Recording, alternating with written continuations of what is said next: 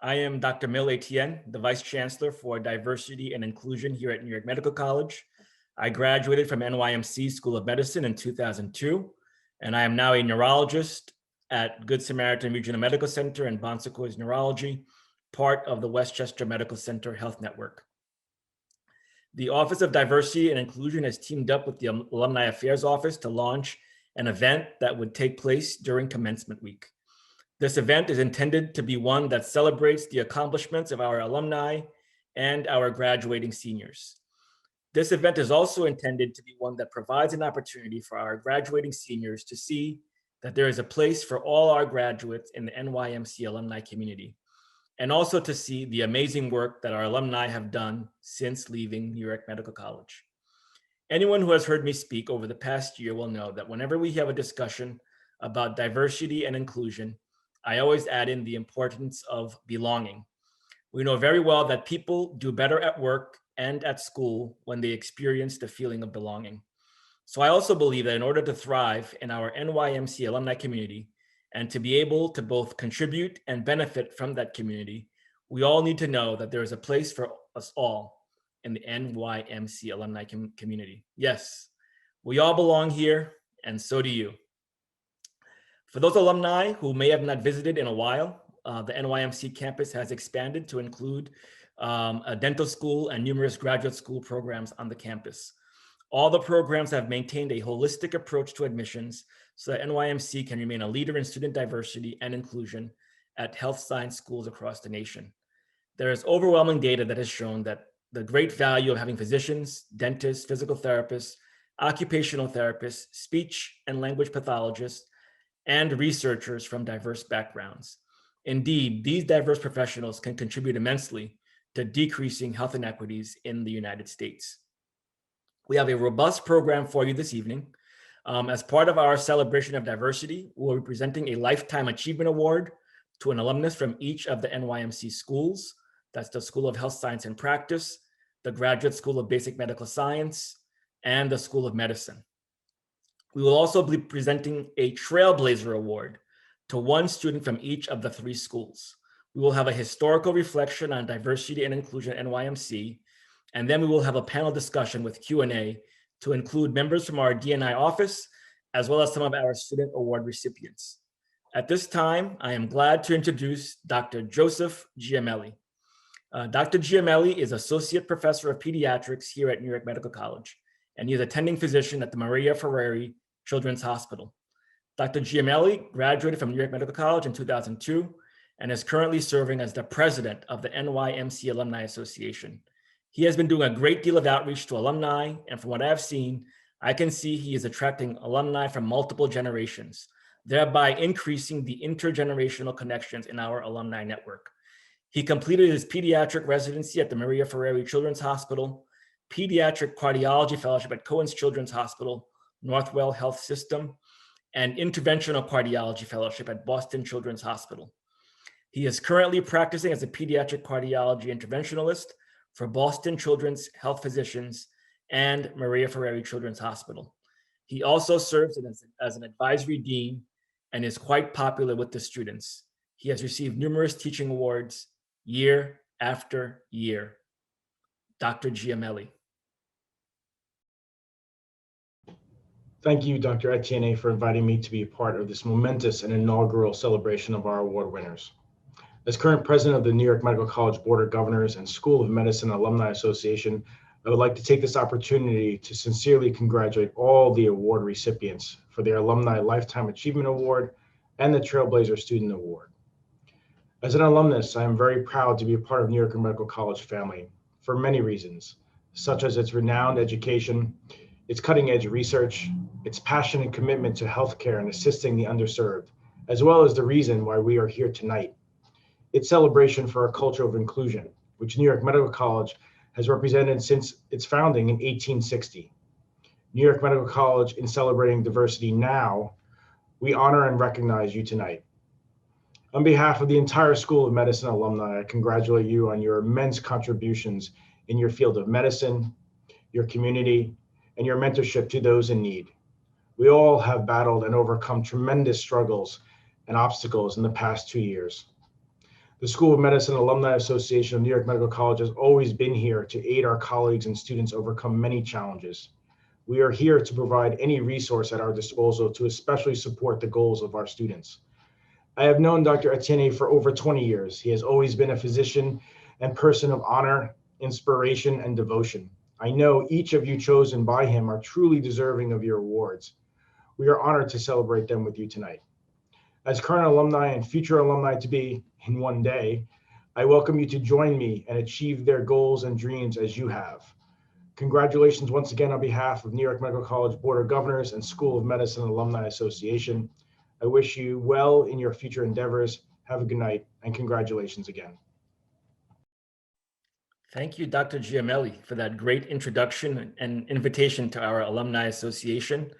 At this time, I will take the executive privilege of some bragging rights to say that Dr. Giamelli was my classmate at NYMC, class of 2002, and I have greatly enjoyed working with him throughout the years. He and I have served on the Student Senate together, and he actually went on to become the Student Senate President. You can see he has stayed very active with NYMC over the years, and I am glad to have the opportunity to work with him again. He and I have had many discussions about the Alumni Association, and I can see that there are some truly remarkable plans in the works. We will now present the Alumni Lifetime Achievement Awards. This award is presented to an NYMC alum who has made immense contributions to their field of practice after graduating from NYMC. The alumni who have been considered for this award are alumni who have had sustained superior performance in their field of practice, and they all have gone above and beyond the call of duty.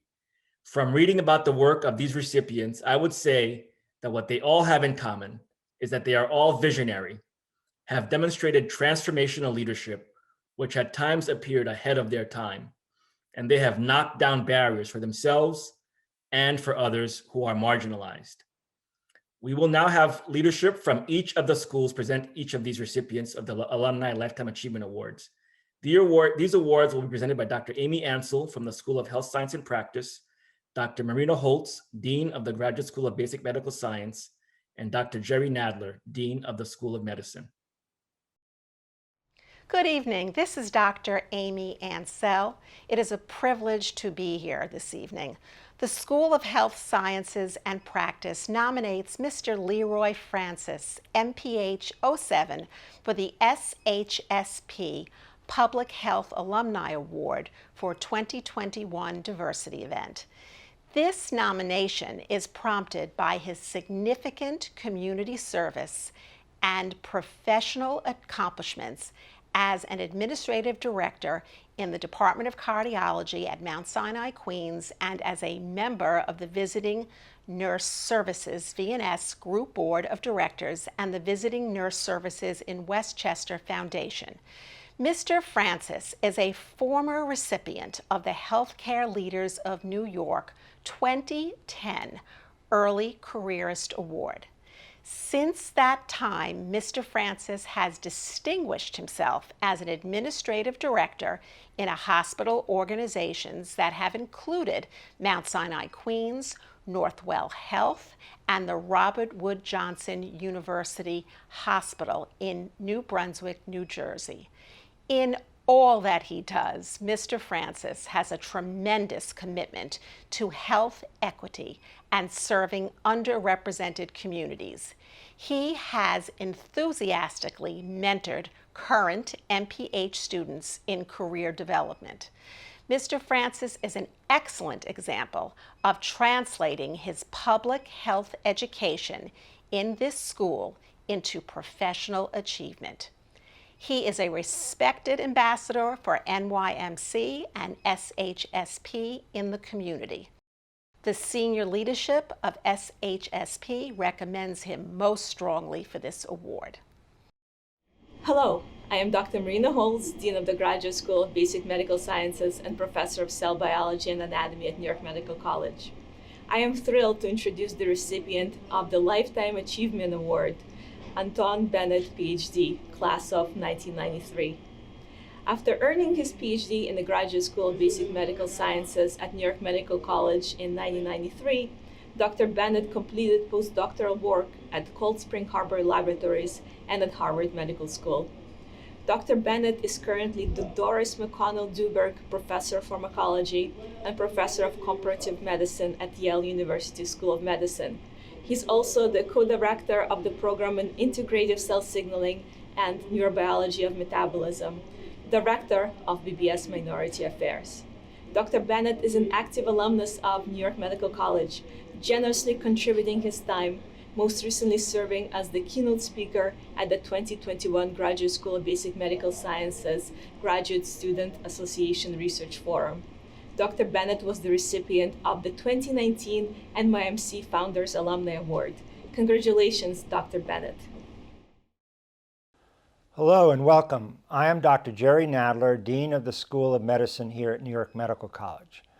I am pleased to present the Lifetime Achievement Award to one of our distinguished alumni from the New York Medical College School of Medicine.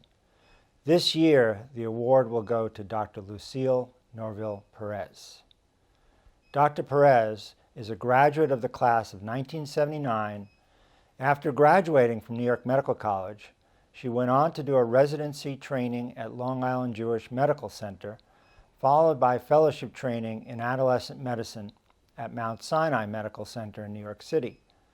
Over the next 10 years, Dr. Perez held a series of positions in the state as attending physician, chief of adolescent medicine at a major hospital, associate professor, a consultant in adolescent care, and as a medical director of adolescent detention facilities.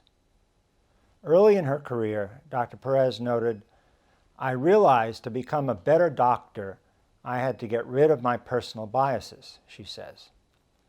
Underneath their different skin tones and modes of dress, all of my patients struggled with the same emotions: stress, anxiety, and the temptation to rebel.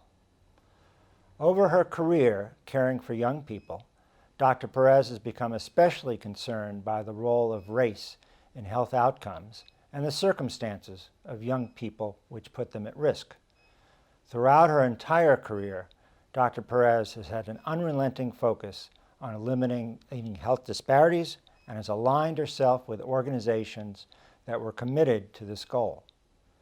She has served as president of the National Medical Association and the National Health Director of the NAACP. She was associate director of the Center for Substance Abuse Prevention, also known as CSAP, at the Substance Abuse and Mental Health Service Administration of the United States Department of Health and Human Services. She was a leading authority on substance abuse and HIV prevention and headed the internationally renowned faculty department program at CSAP. Dr. Perez also founded the CAVE Institute, a venture committed to eliminating health care disparities through research, ethics, and advocacy. Dr. Perez was instrumental in providing emergency relief to victims of Hurricane Katrina, and she has worked closely with faith-based organizations to help improve the delivery of care to patients, with particular focus on improving their health literacy. On top of all she has done, Dr. Perez in 2002 was ordained in the African Methodist Episcopal Church while serving as the 102nd President of the National Medical Association. I am truly proud on this day to present the Lifetime Achievement Award to Dr. Lucille Norville-Perez. Congratulations. Thank you. I have to say, I'm truly proud to hear the great work of these alumni, and I am immensely proud to hear about all they have done throughout their career. Earlier this year, we had a viewing of the movie Black Men in White Coats. And one of the messages that was frequently reverberated throughout the movie was the quote, "You have to see it so you can be it." So for all those viewing this event this evening, these alumni are it. You all can see, you all can be just like them by just continuing to work hard and contributing and working hard to excel in your space. They did it, and you can do it too. To the students, remember, these alumni have traveled many of the roads that you are traveling now, and they can be instrumental in helping you to succeed. Do not be shy about reaching out. Now, given that this is our first year holding this event, we thought it would be useful to do a deep dive into NYMC's history as pertains to diversity and inclusion. We are glad that our Chancellor and CEO, Dr. Edward Halpern, has graciously agreed to join us in this evening and walk us through NYMC's deep roots in this area. Dr. Halpern will provide a historical reflection on diversity and inclusion here at NYMC. Just to give you some background about Dr. Halpern, I'm going to give a little bit more than I usually would, only because when you hear his background, you're going to get a good sense of all the expansion that's happened at NYMC since many of you have left the campus. Dr. Halpern is a pediatric radiation oncologist, medical historian, and health sciences educator. He has supervised a major expansion of NYMC's footprint with the development of new academic buildings on the main campus, construction of a biotechnology incubator, disaster medicine training center, and the Clinical Skills Center.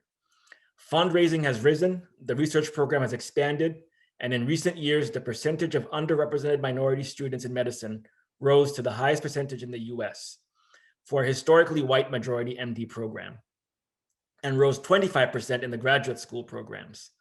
Under his leadership, the college launched new academic programs, including New York State's first new dental school in a half a century, the MS in biostatistics, a professional MS for biotechnology industry, MS for biomedical ethics, and a BS in nursing, as well as a certificate in pediatric dysphagia and an MS in clinical laboratory sciences. Prior to joining NYMC in 2012, Dr. Halpern served as Dean of the School of Medicine, Ford Foundation Professor of Medical Education, and Professor of Radiation Oncology, Pediatrics, and History at the University of Louisville, and in 2011 took on the additional post of University Vice Provost. He was also on the faculty of Duke University for 23 years, serving as professor and chairman of the Department of Radiation Oncology, vice dean of the School of Medicine, and associate vice chancellor. He received his BS in economics, summa cum laude, from the Wharton School at University of Pennsylvania, his MD cum laude from Yale University, and an MA from Duke University. He completed his internship in internal medicine at Stanford University, residency and chief residency at Harvard Medical School, Mass General Hospital. He has authored numerous books, including the authoritative texts on pediatric radiation oncology, and has published over 220 articles in peer-reviewed journals. Dr. Halpern teaches graduate level history and oncology classes and practices medicine at New York City Health and Hospitals, Metropolitan Hospital in Harlem, New York, and Westchester Medical Center in Valhalla, New York. I'm going to add another piece, which is hot off the press. Today, we learned that Metropolitan Hospital has been named America's most racially inclusive hospital, according to the Loan Institute, which announced its list of 2021 winning hospitals on racial inclusivity.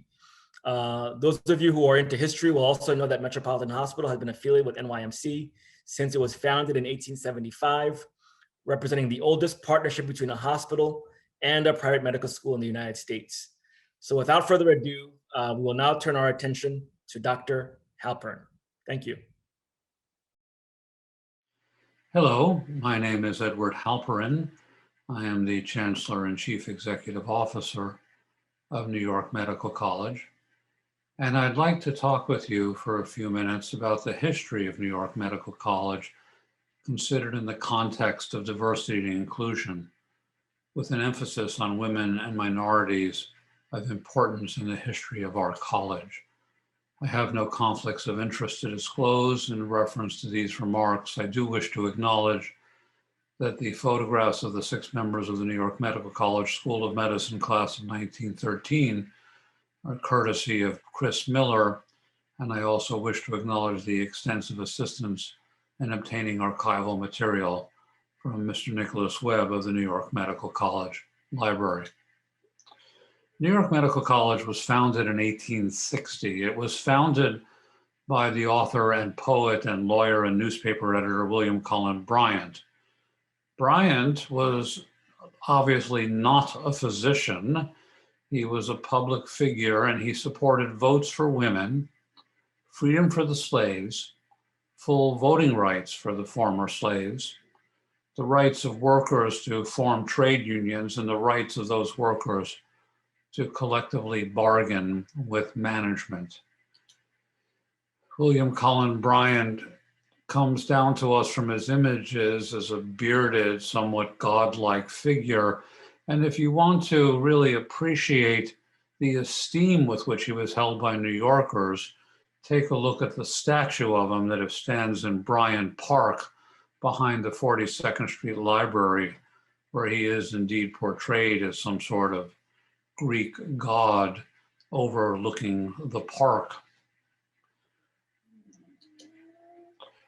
When William Cullen Bryant founded the college, his political views on the rights of Blacks and women became part and parcel of the institutional culture of the school. For example, the medical college was admitting women to medical school by 1863, and a graduate of the class of 1870, indeed the valedictorian of the class of 1870, was Susan Smith McKinney Stewart. She was the first Black woman to be a licensed physician in the state of New York, and probably the third in the United States. And she was a graduate of our college in 1870. The first Black man to graduate from New York Medical College was Alonzo Potter Burgess Holly, class of 1888. He went on to become Episcopal Bishop of Haiti and Consul of the Government of Haiti to the Bahamas. Here he is seen in this photograph. Emily Stowe was denied admission to the University of Toronto School of Medicine because she was a woman. The dean said, "We don't take women, and I hope we never will." So she went to New York Medical College, class of 1867, and became the first licensed female physician to practice in Canada and a Canadian suffragette. Emily Stowe was honored on a Canadian postage stamp for her role in expanding opportunities for health education for women, for women's health care, and for her role in supporting votes for women in Canada. Mary Stark was the founding chair of the Department of Histology and Embryology at New York Medical College, and she is possibly the first woman to chair a department of basic sciences in a US historically majority medical school outside of the so-called women's medical college of the United States. She was certainly the first female chair in our college, and she was a pioneering Drosophila oncology researcher interested in the genetics of cancer. And here we see Mary Stark in a historical poster, which now resides on the walls of our college. The first female chair of a clinical department at New York Medical College was Sophie Rabinoff. She was a pediatrician, professor and director of the Department of Public Health and Industrial Medicine at New York Medical College. She was also a member of the American Zionist Medical Unit, the first female physician on the team, which organized the region's first clinic for the treatment of both Arab and Jewish children in British-controlled Palestine. She was a public health officer for East Harlem and large areas of the Bronx. She's seen here with her fellow medical interns at the Beth Israel Hospital of New York. They refused her admission to the internship class, saying, "We don't take women." Therefore, there had to be a competitive examination. She scored first in the examination and had to be admitted as an intern. And therefore, you can see her here as the only woman in her internship class, looking rather proud in the center of the image. These next photographs are of her in the medical unit in Palestine, and then in the upper right-hand corner as the department chair at New York Medical College. I next would like to tell you the story of Myra Adele Logan of the class of 1933 of New York Medical College and Walter Gray Crump of the class of 1895. And their role in surgical and medical educational leadership in early and mid-20th century Harlem. Myra Adele Logan's father was Warren Logan. He was born into slavery in 1857, educated at the Tuskegee Institute. And while trying to travel from Montgomery to Selma, Alabama with first-class tickets, he was ejected from the train for hesitating to give up his seat. He became the first treasurer of the Tuskegee Institute And he married Adela Hunt, who was born in 1863 to an enslaved mother and a white farmer father. She graduated in 1881 from Atlanta University. She was an English and social studies teacher at Tuskegee. And in 1885, at the tender age of 22, she was named Lady Principal of Tuskegee. She was a suffragette. She lectured at the NAACP conferences, and among her authored articles are what are the causes of mortality among the Negroes of the cities of the South, and how is that mortality to be lessened? From the marriage, 9 children were produced, including Arthur, Ruth, and Myra. Arthur and Myra would ultimately establish the Upper Manhattan Medical Group, and Ruth Logan married Eugene Percy Roberts, New York Medical College class of 1894. Now, this is a picture of the composer Billy Strayhorn with his collaborator Duke Ellington.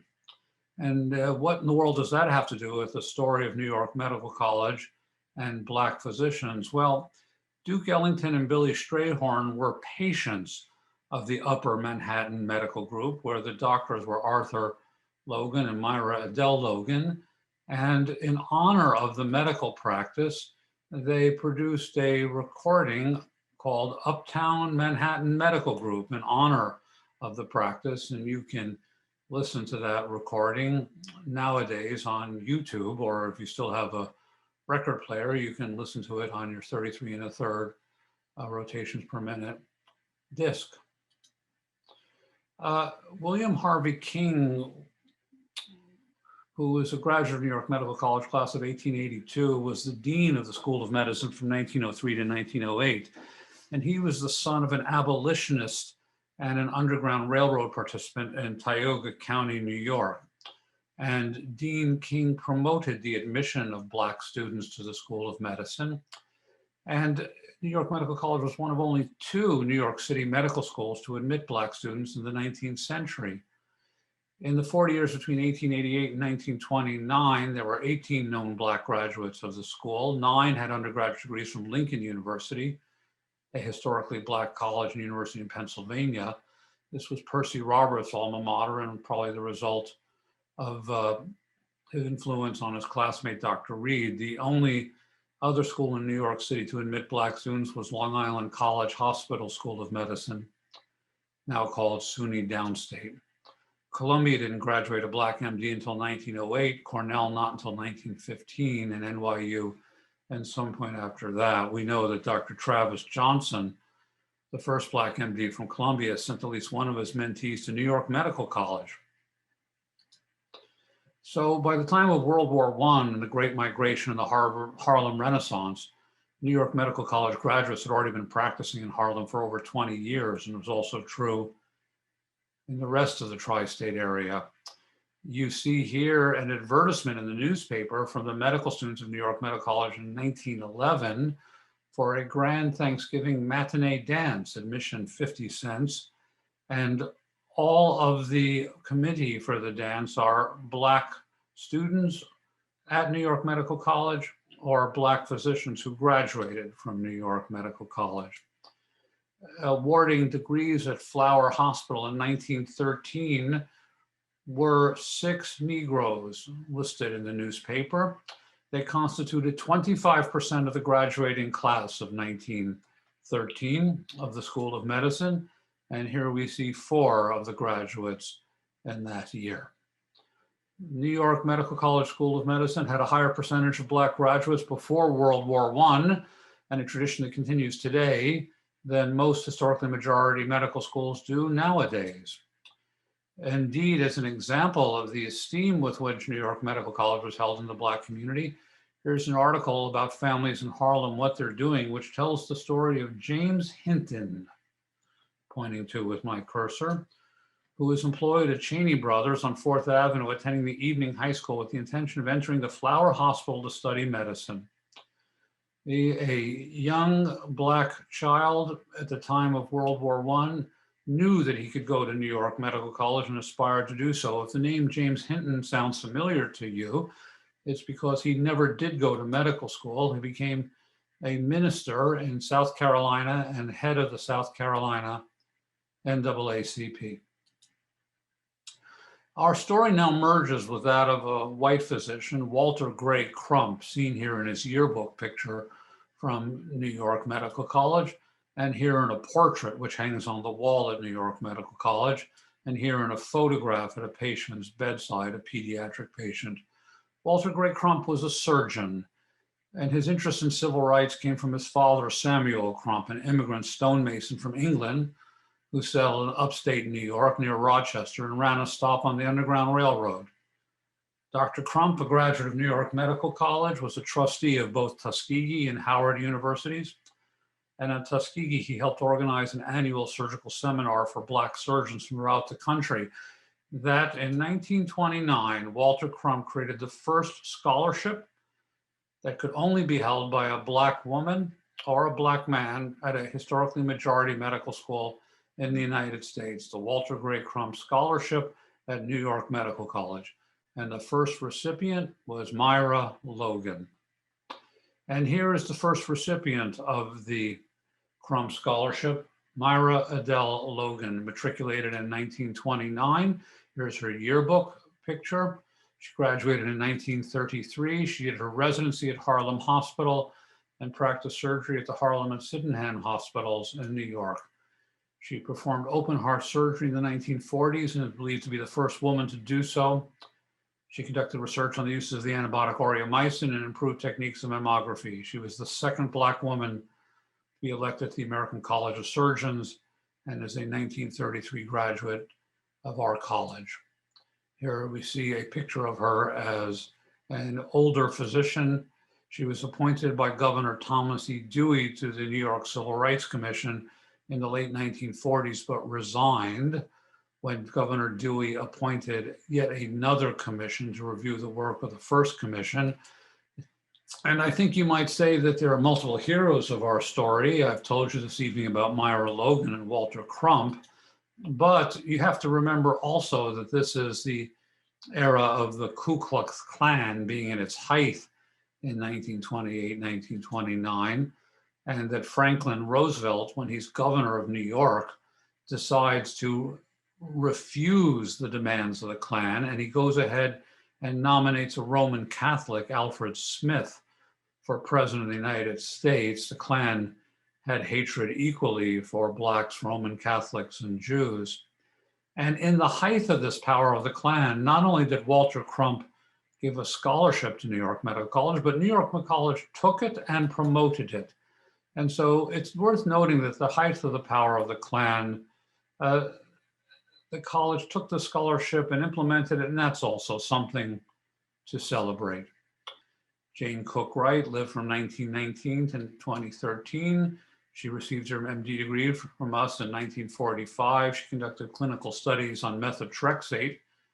In collaboration with her father, she was named Associate Dean of the School of Medicine of New York Medical College in 1967, and in 1977 became president of the New York State Cancer Society and was a co-founder of the American Society of Clinical Oncology, acronym ASCO. Here are some pictures of Dr. Jane Cook Wright.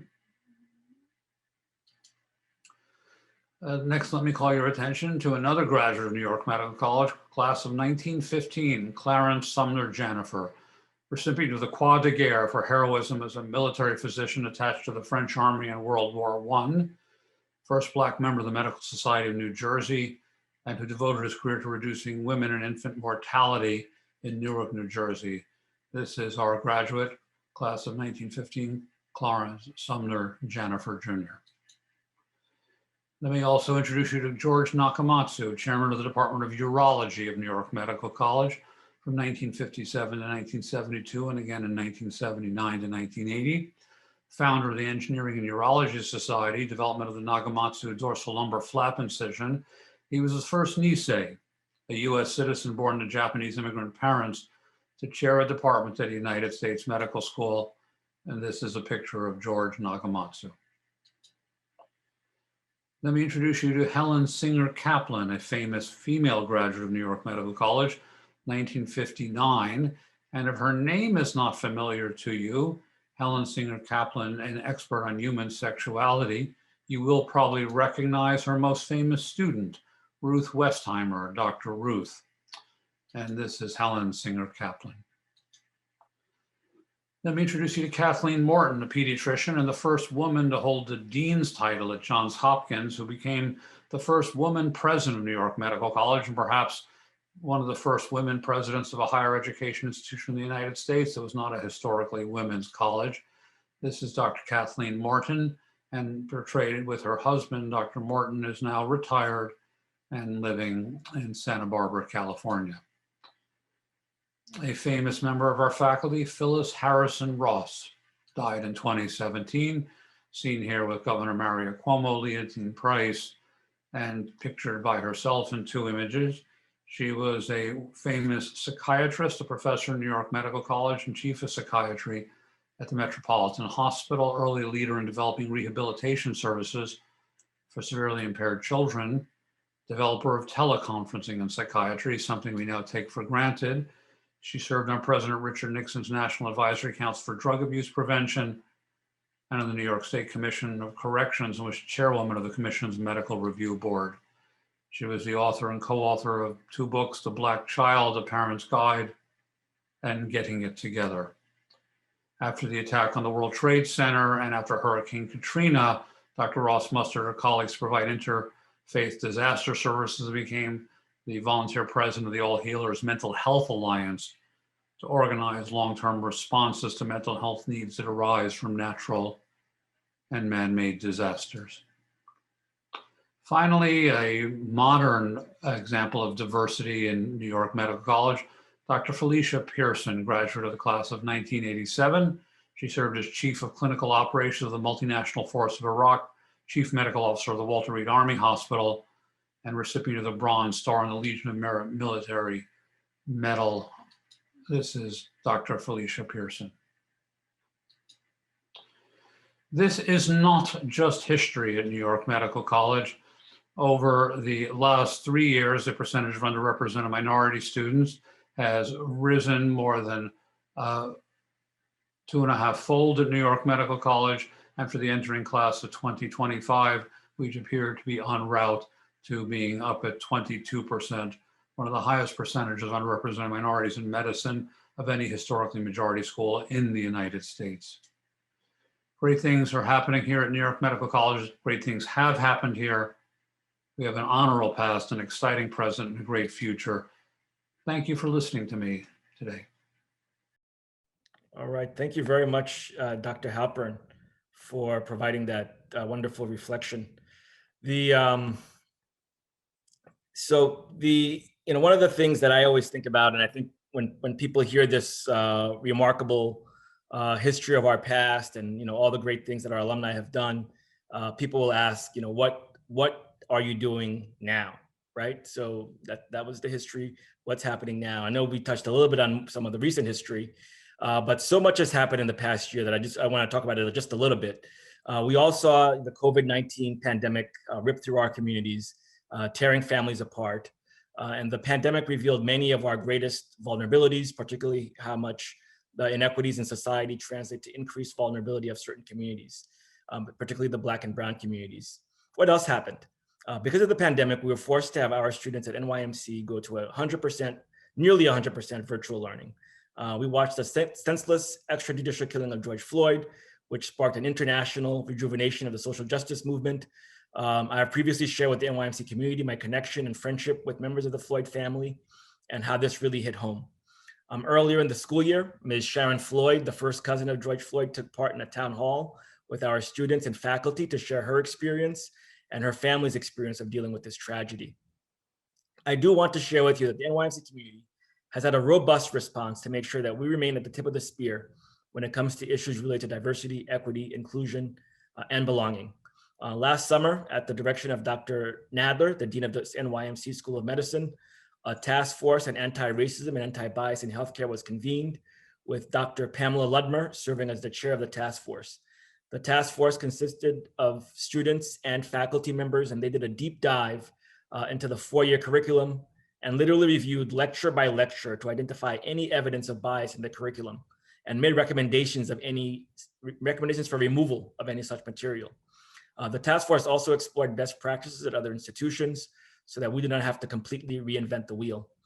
This year, we made sure that all first-year medical students went through implicit bias training during orientation. We have been careful to make sure that this was not a one and done training evolution, but rather we provided the students with a longitudinal curriculum. We know very well that there is more to providing good clinical care than just having book knowledge. This curriculum has spread to involve the other schools on campus as well. I am glad to report that 2 of our second-year medical students, Radab Al-Nafadi and Lior Levy, were awarded an AOA grant to expand on that implicit bias training here at NYMC. Another group of students have teamed up to create an atlas depicting of disease presentations on Black, Indigenous, and people of color. This is long overdue. We have all heard about implicit bias and its impact on clinical care, while another group of students and faculty are doing research on decision analysis to gain better understanding of how students and healthcare providers are making their clinical decisions. There are lots more happening at NYMC, and we hope to be able to share more of that during the Q&A, which now brings us to our Trailblazer Awards. According to Merriam-Webster, a trailblazer is a pioneer, a pathfinder, one who blazes the trail for someone else to follow.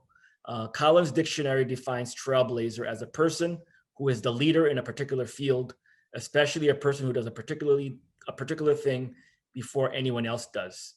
We decided to name the Student Trailblazer Awards largely because the alumni we recognize this evening have all blazed trails, and we see these students as following those alumni's footsteps. These students are the epitome of paying it forward as they have been lifting up others as they have been climbing the ladder of success. In order to receive the award, students had to distinguish themselves in at least three of these areas, which includes community service, service and mentorship to the school, as well as school-focused programs and projects, including academic excellence.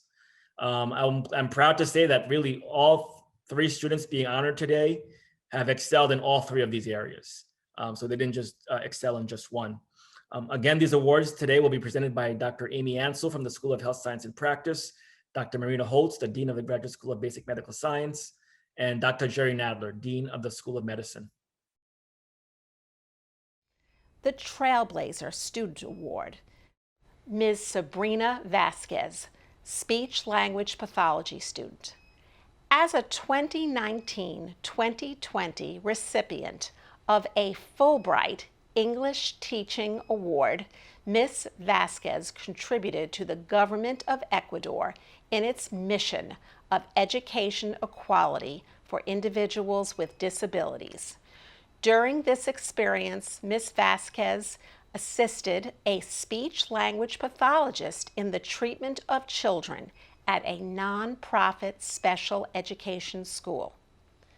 As an undergraduate, Ms. Vasquez was a project assistant at New York University School of Medicine in the Bellevue Project for Early Language Literacy and Education Success, the Bell Project. This project was focused on promoting parent and child interactions to enhance early language development in families with limited economic resources. These opportunities have shaped Ms. Vasquez's vision as a speech-language pathologist to start a non-for-profit for individuals who are undocumented to receive speech and language services following a stroke or traumatic brain injury. In the Latino community, disorders such as aphasia are not well known, and often this population is hesitant to seek services.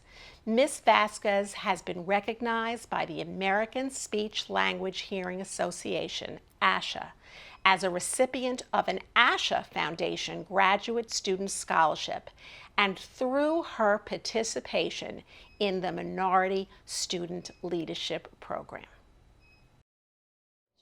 It is my pleasure to introduce the recipient of the Trailblazer Award, Ashanami Olorife, current student in the Graduate School of Basic Medical Sciences Master's Program in Pharmacology.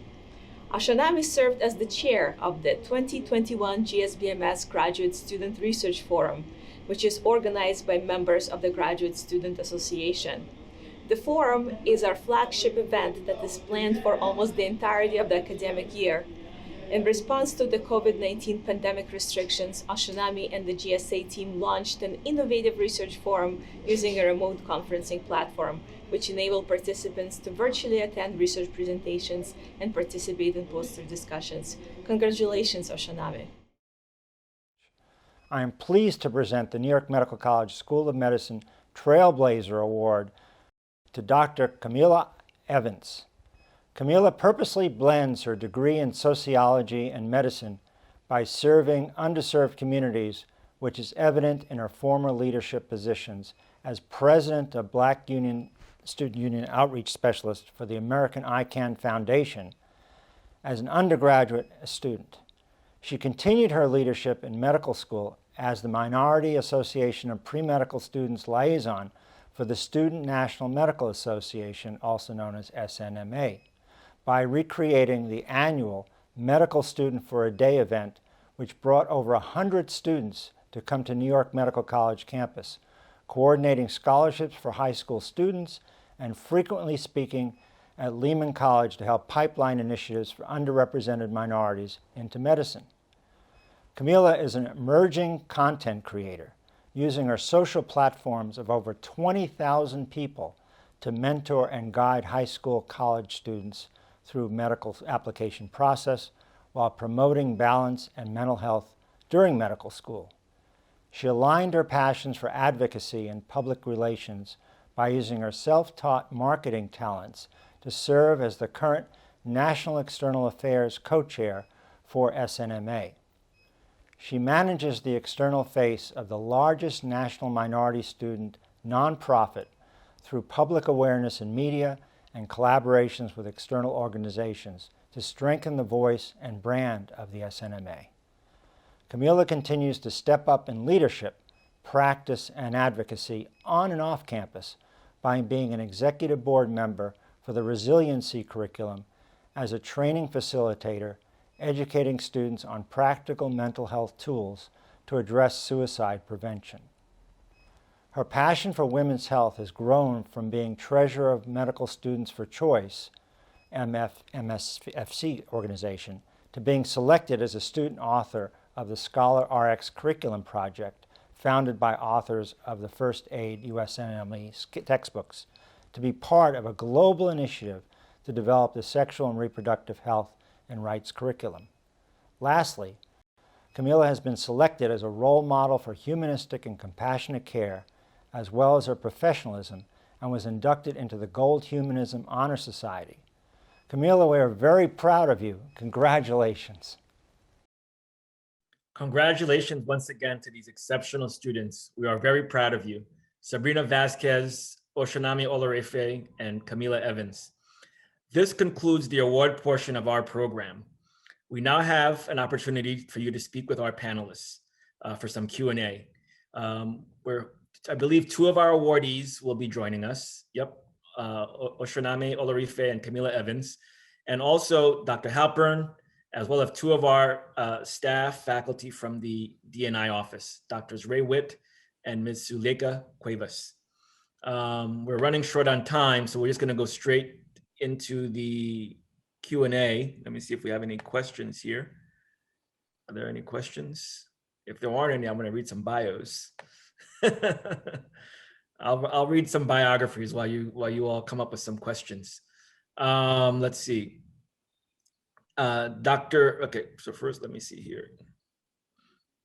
Dr. Witt is the third-year co-clerkship director for the Department of Obstetrics and Gynecology at New York Medical College. He has been in this position since 2008.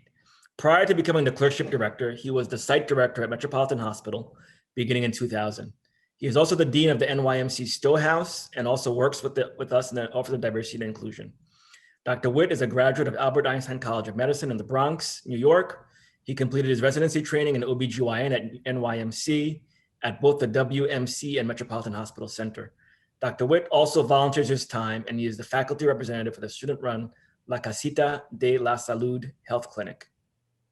The other panelist we just got added on is Ms. Zuleika Cuevas. She's the assistant to the vice chancellor for diversity and inclusion, and she works in our office.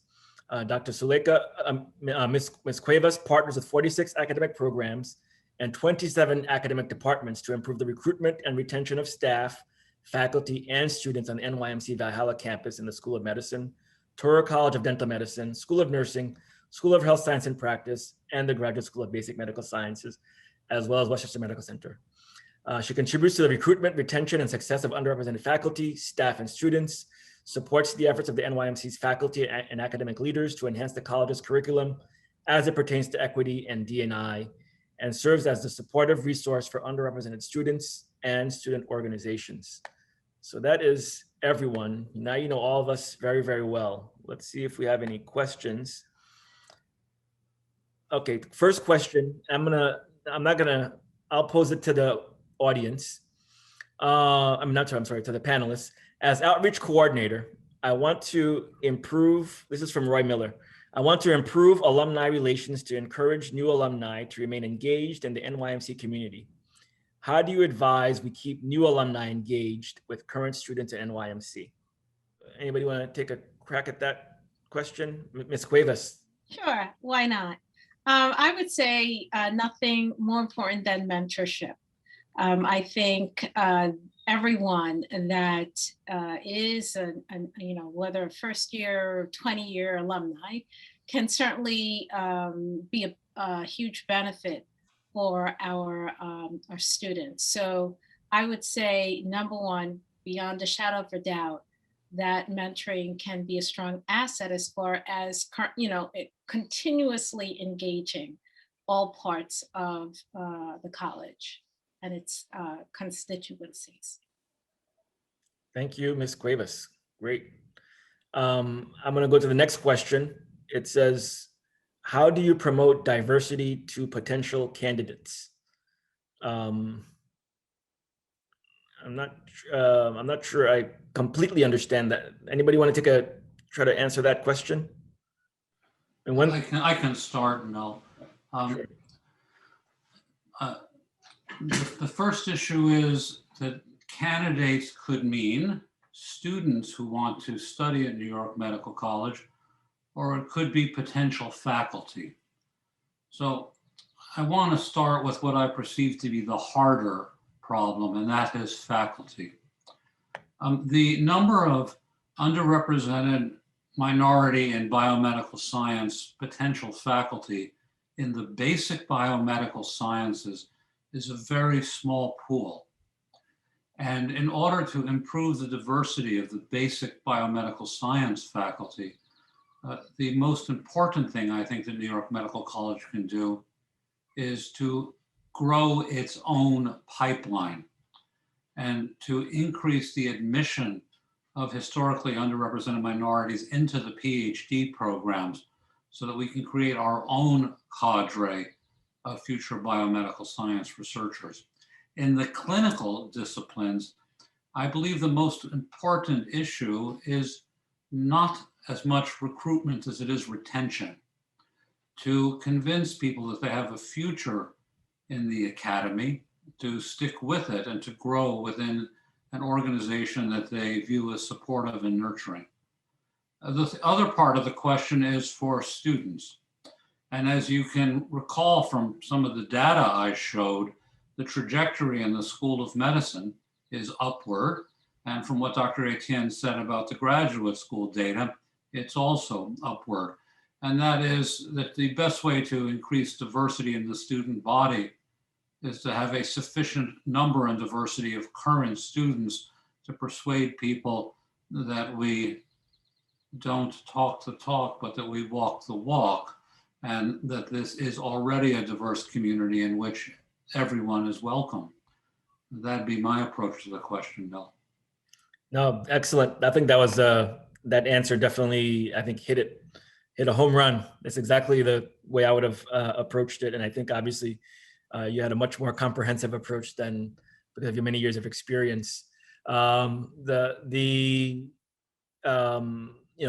we know pipelines are extremely important when it comes to this issue. And I like the idea of growing our own and having them transition to be in the academy. I know people want to hear from the 2 award recipients that are with us. So I'm going to go to the next question. The question says, could the award winners tell us a little about their journey to the award? So we'll start with Oshiname. Good evening, everyone. So I first came to New York Medical College in 2019. I just moved from my home country to study for a master's degree in pharmacology. And, you know, coming in, I knew that I didn't want to only come here, but I also wanted to be part of the community. And I saw that like the community at New York Medical College was really strong. So I first looked for the things that I loved. So I know that because I'm interested in research, it only made sense for me to, join the graduate student committee and be like the chair of the research forum. And with the pandemic, we weren't able to have the research forum last year. So I knew that, I had to do all that it took to make sure that, the forum held this year. And I had a lot of help from the other members of the GSA. So I think that that's, for me, is like the journey to, all that I've done to date. Thank you. Yeah, absolutely. I like what you've just said is you've redefined or reminding us of the definition of trailblazer. There's an obstacle, the pandemic, we're doing virtual. So it looks like we have to cancel everything, but you found a way to make it happen. So that's what a trailblazer does. So thank you for sharing that story with us. We'll now go to Camila, who I know extremely well. I'm beyond proud of all of Camila's great work. So Camila, tell us about your journey to get this award. Thank you so much, Dr. Etienne. And first of all, it's just an honor to be here and be honored by you and everyone. So thank you so much for this award. I was genuinely shocked when I received it. I was like, they must have sent this to the wrong person, because I think, when somebody is really doing it genuinely, or they're not doing it for recognition or official awards, it just comes at a shock when you realize that, okay, there is, it feels good to be acknowledged. I just want to say thank you. And I think what I said about being genuine, my journey to this award, I didn't come to New York Med to try to make my imprint. I'm going to tell you that right now. I remember when I was moving from California to New York, I freaked out and I was like, I'm not ready for New York. I just can't handle the culture. And I was so scared. And I remember being in New York in the middle of like my apartment my first night after my first day of med school. And I was like, all I want to do and my only goal is to pass my first year of med school. That was my goal. And so what was interesting was, because of what that was my goal, I made that happen. That's all I did. All I did was barely pass. I was up and down in my grades. I didn't have a lot of friends. I wasn't connected to the community at all. And I realized that I was actually really unhappy, because usually wherever I go, I have a big community of support and I do really well. And I think it was because I set my goal to barely pass. And so my second year of medical school, I completely changed my outlook. And I said, okay, if I'm going to be here in New York, let me do what I do well, which is get acclimated, understand and get and part of my community, and also like not just pass medical school, but soar and do really well in my classes. And the moment I changed my perspective, I think everything changed. Like I had a group of friends that I still to this day, like the New York Medical College community, and a few friends that I have here are going to be for lifers, as we call it, like just completely changed my whole trajectory in medicine. And I realized that there was a lot of things that I wanted to accomplish. And the moment I started stopped being scared, and I wanted to just really like, okay, let's make an impact. And my biggest thing has always been mentorship and being genuine and authentic about my non-traditional path to medicine. And so once I started becoming open with that, I think when you're especially on social media, people just start to gravitate to people that are honest about their journey, and feeling like you said, Dr. Etienne, when you see someone that's just like you and you can feel represented in specifically medicine, where there's less than 2% of Black physicians practicing in the US, it really just helps and encourage people to keep on going. And that's all I do. I don't think I do anything different than anybody in my class. All I do is I'm honest and I share the kind of little bits that people don't get. And so I think as I started applying for residency and for OBGYN, thank you, Dr. Witt, for all of your guidance throughout this year. The school that I matched at, actually, one of my interviewers said something to me that completely changed my outlook on how I'm going to be entering residency. She said, and I matched at University of Illinois, Chicago, and I'll be starting in less than a month. And she told me, she goes, you know, I really see you. Like, I read your application. I see all you're doing. I read your personal statement. But she's like, I really do understand who you are. You are a person that's a go-getter. And she's like, right now, she didn't know where I was going to end up. I mean, I'm glad I'm there at UIC, but she said, you don't stop. Don't stop. Don't pump the brakes. Keep on going. A lot of people are going to tell you to slow down and just focus on, your residency. But she's like, you're going to do that plus more. Keep on going. And that was the first time I felt like someone saw me on the interview trail, saw that I have a lot of energy and I have a lot of passion for mentorship and pipeline initiatives. And I'm going to keep on going. So I just want to say thank you so much for this long journey. And I'm really, really thankful to be honored. Great. And the same thing that interviewer saw in you, our committee saw in you and Oshiname and the other award recipients, that you all are doing it and doing it extremely well and very selfless. So congratulations. That's great. Thanks for sharing that story. The next question I have here is, can you share some upcoming initiatives at NYMC in the area of diversity and inclusion, like this webinar, especially for those open to the public? I mean, we've got a lot of different things going on right now. We're actually approaching the end of the school year, but the school year ends and it starts right away. It starts again in July. So some of the things that we're doing from our office are, starting a pre-matriculation program to help ease the transition for medical students as they enter medical school. We're doing the implicit bias training for students at all the schools on campus to make sure that everybody gets the benefit from this types of initiative. Ms. Cuevas has been doing some sexual related training for students, particularly discrimination based on sex that may happen on the campus or other spaces.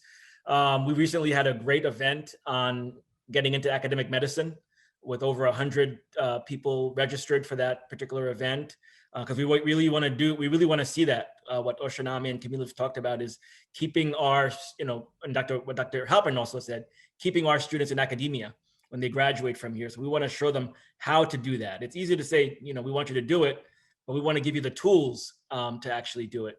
But we have numerous other initiatives, but definitely to keep up with what we're doing from the office, you can look at our website, the DNI website on the NYMC webpage. We are regularly updating it with what's happening in the community. The next question. Mill, I have two items let me add to your list, please. Oh, yes, please. For those of you interested, you might want to mark your calendar for June 3rd, 2021.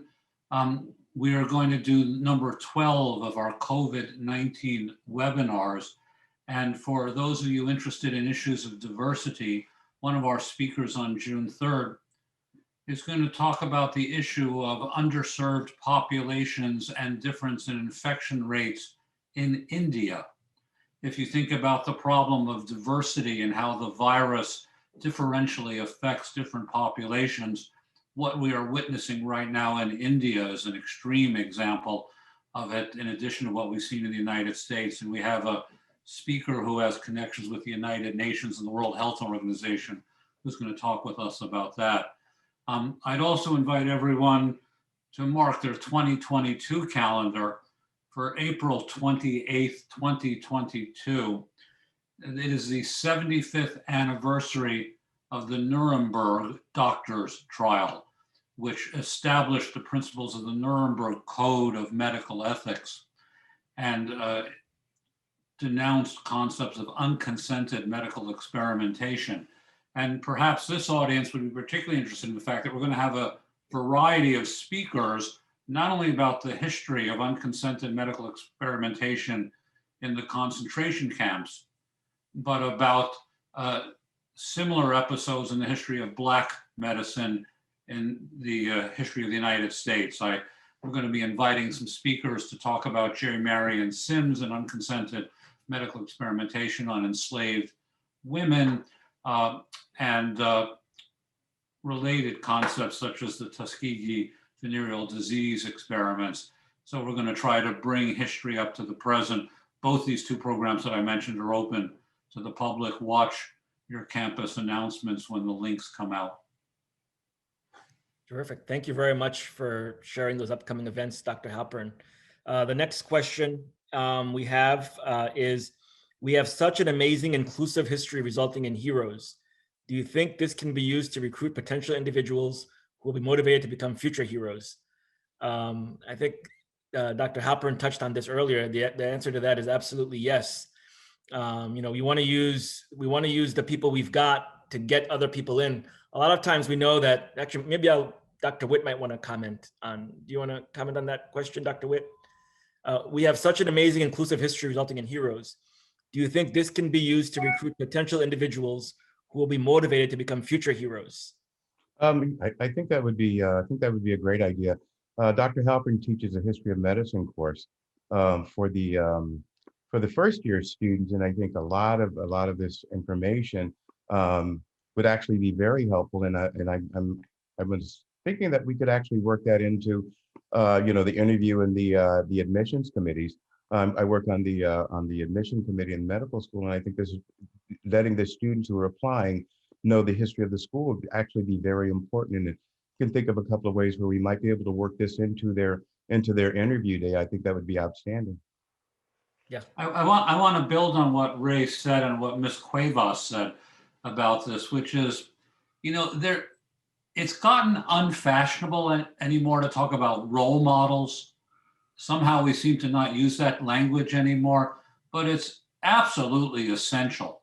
And Professor Wolin's question about heroes is, if some of the alumni listening to us this evening were to contact Ms. Cuevas and say, I'm willing to be a role model, I'm willing to be a mentor, I'm willing to represent who you might want to be 5 or 10 years from now, it is an invaluable experience.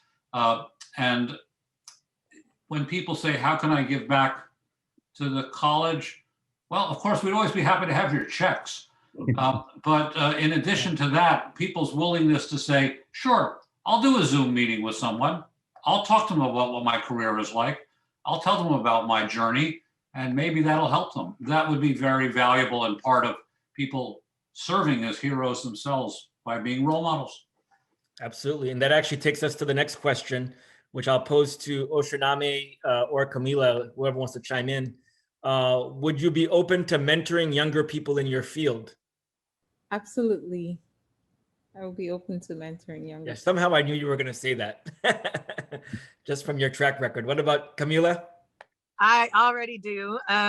You can follow me on my blog. This is literally what I do every day. And I was trying to figure out the best way to really mentor through OBGYN, because I recently kind of did a poll to figure out what my followers wanted. And a lot of them are interested in the OBGYN journey specifically. And that is a whole new world and journey for me. But if you're interested in OBGYN, that's the path I'm going down. You can follow me. I'll put it in the Q&A. I do written blog posts, and I'm always a resource. If you have any affiliation with New York Medical College, people that message me always get a response, and I hop on and I talk everything through, because I've been there before in your shoes. And if it's something that I can't figure out, I have a whole squad of people at New York Med that I can call in. So absolutely, mentorship is what keeps me going. And I'll put my information in the chat. Terrific. Thank you. Thank you both, Oshiname and Camila, for responding to those. But yeah, if they weren't already mentoring, we probably would not have given them the awards, because these two are definitely true trailblazers. So thank you for that. This is probably the last question, because it's getting late. What are the different schools doing to prepare students to give appropriate and high quality care and services to LGBTQ+, and especially to transgender individuals? I can comment on that unless anybody else wants to weigh in. But I can start off by saying that our Office of Diversity and Inclusion has been in very regular communication with some local leaders in the community, particularly there's one person in particular who is a very strong supporter and advocate for the transgender community. So both Dr. Ludmer and myself have met with this individual, and we're looking at ways to increase and find out how to best introduce that part of the curriculum to the students. We have, over the past few years, increased the number of hours in the curriculum, going over the issues related to LGBTQ plus. But that's one of the things, I'm glad you brought this up, which is that oftentimes people forget that the D&I office takes care of a lot of, diversity and inclusion means we want everyone, that's 100% of the people at NYMC to feel like they belong here. So, and that could be students who are older, students who are, parents who often might feel left out, students who are Black, Indigenous, people of color, women, people who are maybe of a certain height might feel left out at certain times. People for all different types of reasons might feel that they don't belong or that they don't feel included. They're discriminated against for all kinds of reasons. And our office is here to really address issues related to all those groups. And that includes, obviously, the LGBTQ plus community that you've just asked about. But these are all important issues. If anybody out there from the alumni or our network feels like they want to contribute to helping improve in this area, we're glad to hear your recommendations. Anyone else have any additional? I would like to say a word about this, Mill. I got very interested in this issue in the 1980s and published my first articles about when I realized that the diagnostic rates for malignancies in the LGBT community were much worse than other communities. These people get diagnosed with all manners of cancer at more advanced stages and have worse outcomes. They have a higher cigarette smoking rate than the average population. They have a higher rate of depression, which contributes to non-compliance with proposed courses of therapy. And it deserves a considerable amount of our attention to train healthcare providers to be sensitive to the issues of this community and be prepared to respond to it. Now, we have the advantage of learning how to practice medicine with our students in the people's hospitals like Metropolitan Hospital Medical Center, Westchester Medical Center, where they can meet such a diverse population. But I would welcome any members of the academic community listening to us tonight who would like to work on this effort with us to help deal with this issue. And I would also finally like to say about a word of diversity. I don't want anybody watching thinks that we don't have diversity in neckties at this college. The fact that all the males are wearing bow ties on this gallery view doesn't mean that we don't respect 4-in-the-hand regular ties also. I want to say that. So. Yeah, I'm in the process of making my transition to the bow tie. So I wanted to, I'm in very good company here. So yes, I think that was the last question. So we're gonna go to conclude now. I just wanna say, thanks to everyone who came out to support our award recipients. This is the first year we did it. I know the notice came out a bit late, like yesterday. So, but we're still glad that about 50 or so people did join us for this gathering. We know that next year will be even more robust and more people will join. But congratulations to all of our award recipients. You all are really inspiring, humbling, and I know you're going to continue to do great work. And I know 25 years from now, we want to see the two of you back here getting the Lifetime Achievement Award, because this is what this really sets you up to do. But thanks again, everyone, for joining us this evening, and have a good night.